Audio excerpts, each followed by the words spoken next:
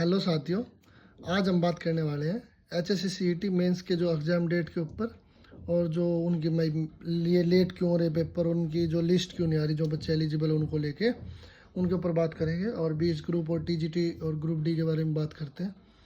तो आज के अखबार में भी आई है ग्रुप 20 के ऊपर। उसके बाद थोड़ा सा मुद्दा चर्चा में है कि क्या हो रहा है क्या नहीं हो रहा, तो उसके ऊपर बात करते हैं। तो पहले ये जो 20 ग्रुप थे, ये थे कौन? ये पहले तो जॉब लग चुके, उसके CET के थ्रू पेपर हुए थे, उसके थ्रू जॉब लग चुके थे 20 ग्रुप। तो इसके ऊपर है कि वो जो CET का जो मेन पेपर था, जो मतलब इन ग्रुप्स का था, वो था वो कैंसिल हो गया था। मतलब CET का जो पेपर था वो कैंसिल हो गया था। जो उनकी मेरिट लिस्ट दी गई थी वो क्रैश हो गई थी। तो उसके चक्कर में जो उसके थ्रू जितने भी होते हैं पेपर वो कैंसिल माने जाते हैं। LPA जो 1037 थी हमारी, उसमें ये था कि उसके तहत जो मेरिट लिस्ट क्रैश हुई थी, तो उसके तहत क्या हुआ कि 20 ग्रुप के जो पेपर हुए थे वो भी कैंसिल माने जाएंगे, ये बात थी उसमें। तो उसके ऊपर बात करते हैं कि क्या सीन है ये। तो देखो, ये 20 ग्रुप का अब मेरिट लिस्ट क्रैश होगी, तो ये जो जिसके बच्चे थे मेरिट लिस्ट में जो बच्चे थे उनके भी वो लिस्ट भी गई। तो उसके चक्कर में ये कैंसिल हो गए। तो ये बच्चे पहले से जॉब लग चुके हैं, अब इनको दिक्कत आ रही है, उनकी मतलब इनसिक्योर हो गई कि जॉब बचेगी नहीं बचेगी, दोबारा पेपर लेंगे तो क्या होगा, क्योंकि तैयारी भी छूटी है उनकी। तो उसके ऊपर थी ये। तो आज के अखबार में आई है कि जो बच्चे थे 20 ग्रुप वाले बच्चे मिलकर गए थे सीएम के पास, गए थे नायब सिंह सैनी जी के पास। उन्होंने उनसे बात की कि भाई ऐसे ऐसे है हमारा सीन, तो क्या करना है, क्या हो रहा है हमारे साथ, क्यों ये हो रहा है, रिव्यू पिटीशन क्यों नहीं डाल रहे आप। तो उन्होंने कहा कि AG के पास चले जाओ। तो AG के पास जो बच्चे गए हैं, AG ने जवाब दिया। AG के पास गए, उस AG को पूछा उन्होंने भाई क्या सीन है। तो AG ने जवाब दिया कि भाई जो ये हमारी मजबूरी है कि हम रिव्यू पिटीशन नहीं डाल सकते, क्योंकि क्या हुआ था कि जो ये 20 ग्रुप जब ये CET का जो मेरिट लिस्ट क्रैश हुई थी ना, इसके तहत उसमें क्या था कि भाई उसके ये चले गए कि ये सोचे कि हम सारे पेपर बचा लेंगे, और ये सुप्रीम कोर्ट चले गए थे। तो सुप्रीम कोर्ट की वहाँ पे भाई उन्होंने बता दिया कि ये गलत है और ये क्रैश करो। अब सुप्रीम कोर्ट का जो डिसीजन आ चुका, उसके ऊपर अब ये दोबारा अगर रिव्यू पिटीशन में डालेंगे तो इनको दिक्कत है, डाल नहीं सकेंगे। तो इसलिए ये अब रिव्यू पिटीशन नहीं डाल पा रहे। AG ने कहा मजबूरी है इसकी कि भाई वो नहीं डाल पा रहा, वरना वो डाल देता, ये चीज़ उसने बोल ली है। अब इसमें क्या है कि भाई AG ने तो अपनी बता दी भाई ऐसे ऐसे मजबूरी है। अभी 20 ग्रुप वाले करे क्या, इनको पेपर देना पड़ेगा, अगर होगा तो देना ही पड़ेगा। लेकिन कुछ है जो प्राइवेट जो एडवोकेट्स हैं, उन्होंने इसके ऊपर केस कर रखा है। अब उनका क्या होता है, उनका कब मतलब डेट आती है, कब उनका रिजल्ट आता है, उस पर डिपेंड कर रही कई चीज़ें। बाकी जो अगर इसके हिसाब से देखें, गवर्नमेंट के हिसाब से देखें और HSSC के हिसाब से देखें, तो ये अब रिव्यू पिटीशन में नहीं जा सकते। इनको ये जा ही नहीं सकते, इनकी मजबूरी है। पहले इन्हें गलती की थी, जो सुप्रीम कोर्ट गए थे, उस चक्कर में अब ये नहीं जा पा रहे। तो ये देखो इनके साथ गलत हो रहा है 20 ग्रुप वालों के साथ। लेकिन ये है कि अब AG ने बोल भी दिया हम नहीं जा पाएंगे, और ये क्लियर होगा कि अब गवर्नमेंट नहीं जा रही है रिव्यू पिटीशन के लिए। तो 20 ग्रुप वाले दो चीज़ें, या तो अपना भाई प्राइवेट एडवोकेट वगैरह की देखो कि किस हिसाब से उनकी डेट वेट है और क्या, और या दूसरी चीज़ अपनी तैयारी करो भाई, क्या पता हो जाए तुम्हारा भी एग्ज़ाम जल्दी। तो अपनी तैयारी करो और देखते हैं कब तक इनका आएगा सॉल्यूशन। लेकिन इसका कोई सॉल्यूशन है नहीं, क्योंकि भाई आज अखबार में पूरी क्लियर तरीके से उसने अपना बयान दिया है, और CM साहब तो बोल ही नहीं रहे इसके बारे में कुछ। उन्होंने सीधा कहा कि AG साहब से मिलो। और फिर आगे ये भर्ती पे जो भाई भर्ती लेट क्यों हो रही है, अब जब सब कुछ हो चुका भर्ती लेट क्यों हो रही है ये। तब भाई अब पोस्ट वाइज या जो भी ग्रुप वाइज है, इन्होंने अपने हिसाब से डिसाइड कर भी लिया होगा। और भाई जब बच्चे भी हो गए, उनकी सब डिटेल विटेल इनके पास है, तो भर्ती लेट क्यों हो रही है अब। जबकि बोल रहे थे 20-21 को पेपर लेंगे, कभी बोल रहे 27-28 को पेपर लेंगे, अब बोल रहे 3-4 को पेपर लेंगे। तो ये क्यों इतना ज़्यादा इसमें टाइम लग रहा है। तो इसमें देख इसके 2-3 रीज़न है यार। एक तो ये बोल रहे हैं कि हर बच्चे की ना क्वालिफिकेशन चेक की जा रही है, हर बच्चे की क्वालिफिकेशन पहले चेक की जा रही है लिस्ट से पहले। तो एक एक बच्चे की क्वालिफिकेशन चेक करने में टाइम लगता है भाई। और इससे क्या है कि इससे हमें फ़ायदा है, जो बच्चा मान लो एलिजिबल नहीं है तो वो पहले ही निकल जाएगा, उससे कहीं ना कहीं जो मान लो 0.1 नंबर डाउन आ जाए कट ऑफ, तो उससे फ़ायदा है कि हर बच्चे की क्वालिफिकेशन ये पहले चेक कर रहे हैं। और हर बच्चे एक एक बच्चे की चेक करेंगे तो उसमें टाइम लगेगा, इसलिए इनको एक चीज़ तो ये है, टाइम लग रहा है इसमें। दूसरा, अब ये भाई सुनने में आ रहा है कि अब ये ना जो मतलब सेम क्वालिफिकेशन और सेम जिसमें पे स्केल है, सब कुछ सेम है, उसका सोच रहे हैं कि ऐसे मिला सकते हैं, यानी उस बात पर ये चर्चा कर रहे हैं।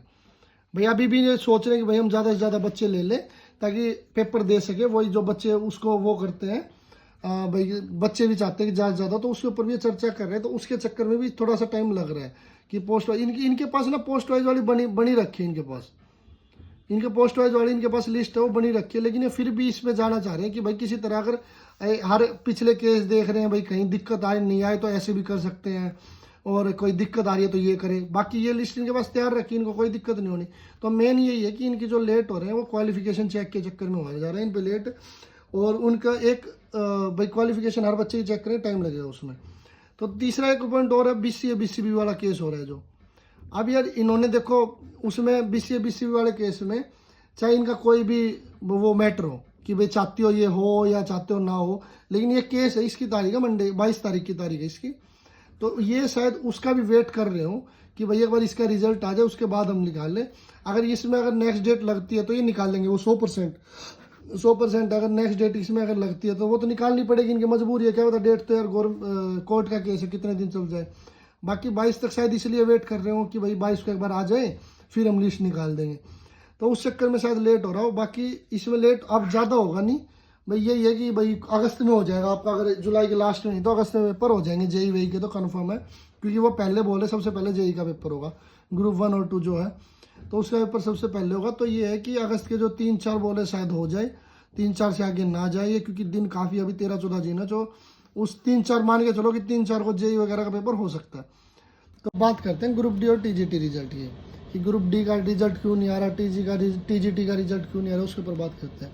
इसमें 2-3 चीज़ें यार देखो, एक तो ना इसका लेट होने के कारण है नहीं, ये जल्द से जल्द आ जाएगा जितना पॉसिबल होगा, ये 4-5 दिन के अंदर 2-3 दिन के भीतर आ जाएगा, इसे कोई कारण नहीं है। बस ये कारण है मेन कि जो ये और जो उसमें बसड़ मची हुई है ना पूरे उसमें, भाई कोई PMT चल रहा है, कहीं पे ये लिस्ट बन रही है, कहीं पे कुछ हो रहा है, तो उस चक्कर में थोड़ा सा इनका लेट हो रहा है। बाकी इनका लेट होने का कोई कारण नहीं है, ये जल्द से जल्द आ जाएगा रिजल्ट।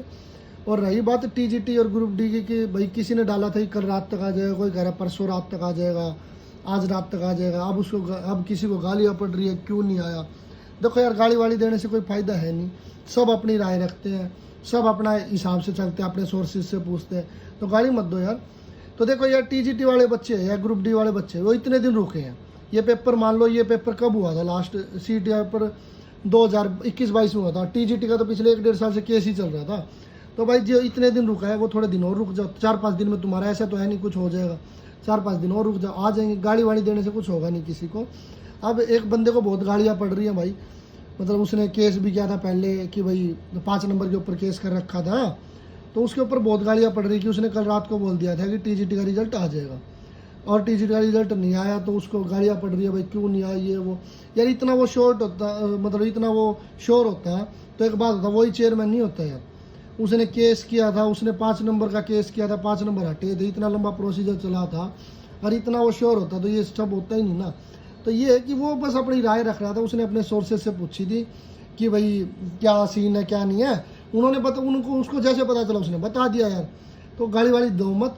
और एक चीज़ और है यार, देखो तुम गाली वाली दे रहे हो तो एक चीज़ याद आई है, मान लो उसने जब 5 नंबर पे केस किया था तब उसको गालियाँ पड़ रही थी कि भर्ती रोको गैंग है ये, ठीक है।